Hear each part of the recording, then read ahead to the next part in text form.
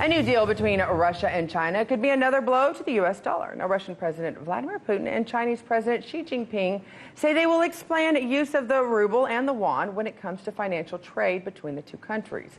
Russia has also called on Brazil, India, China, and South Africa to use national currencies between BRIC countries, a move which could ease reliance on the U.S. dollar and protect against sanctions. Investigative journalist Ben Swan is following the story and joins us for more. Ben, I'm talking about money, so I got to bring you into this. So, positive news mostly came out of this weekend for the U.S., except in this case, because you have Russia and China making their own deal regarding currency and the trade between the two countries. So, what does this exactly mean for the U.S. dollar?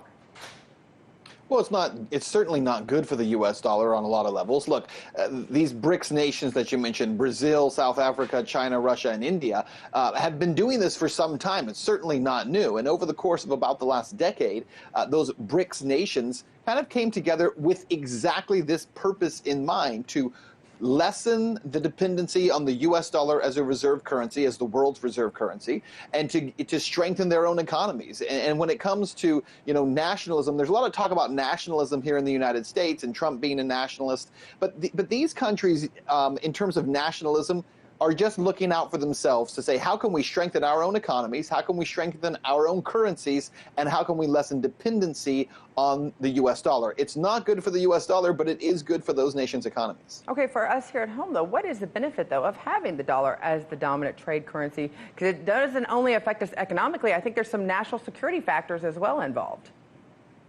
Well, absolutely. But look, obviously, if you are the world's reserve currency, it brings a lot of stability to your currency above everyone else, which is obviously a huge factor. It's why the U.S. dollar is certainly more stable than a lot of other currencies around the world. Having said that, we continue to watch the devaluation of the dollar take place. But there's also an issue in terms of how the U.S. is able to continue to fund and continually fund wars around the world that are endless, continue to essentially apply so much sanction and economic pressure on other countries that we do. It's all because of the U.S. dollar being the world's reserve currency. It gives us a certain level of power that other countries don't have. And so it funds our military, yes, but it's also the leverage that we use against so many other countries around the world. If you lose that status as the world's reserve currency, you don't have the same kind of leverage that you once had.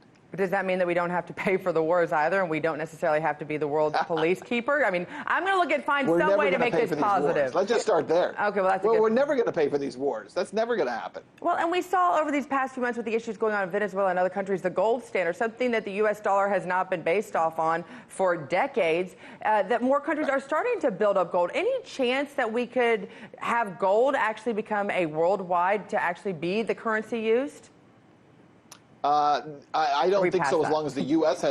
has authority over it, because we don't hold near as much gold as other countries. That would be terrible for the U.S. dollar. If gold were the backing for the world's reserve currency, China is way ahead of us in terms of that. Libya was way ahead of us in terms of that. Who knows where their gold is now?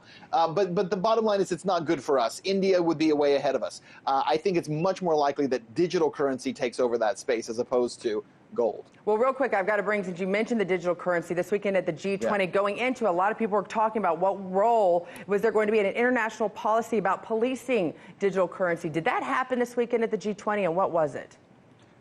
Well, I think there's a lot of talk about it. The problem is who controls that, and governments never like the idea of the thing that makes cryptocurrency great is something called decentralization, decentralized currency that people have control over. What government, Scotty, likes the idea of a decentralized currency that they do not control? China's not going to like that. Russia's not going to like it. The U.S. doesn't like it. India doesn't like it. So I think what everyone's looking at doing is, how do they control the positives of digital currency without what they would see as the negatives of decentralization. Well, it'll be interesting to see what kind of conversations went on. Those are the kind of things that happen in the back room that don't necessarily come out in the notes from the press pool. Thank you so much for joining us, Ben.